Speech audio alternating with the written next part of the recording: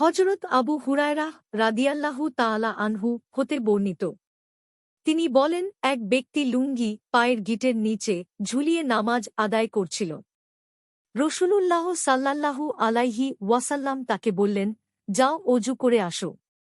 লোকটি গিয়ে উজু করে আসল। এ সময় এক ব্যক্তি নবী সাল্লাল্লাহু আলাইহি ওয়াসাল্লামকে জিজ্ঞেস করলেন, হে আল্লাহর রসূল, আপনি এ লোকটিকে কেন উজু করতে বললেন অথচ তার উযু ছিল?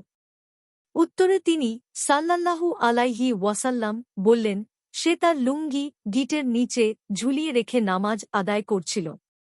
আর যে ব্যক্তি লুঙ্গি ঝুলিয়ে রেখে নামাজ আদায় করে, আল্লাহ তাআলা তার নামাজ কবুল করেন না। আবু দাউদ ৬৩৮, জয়ফাত তারগিব ১২৪৮, মিশকাতুল মাশাবিহ ৭৬১। হাদিসের মানক জয়ীফ।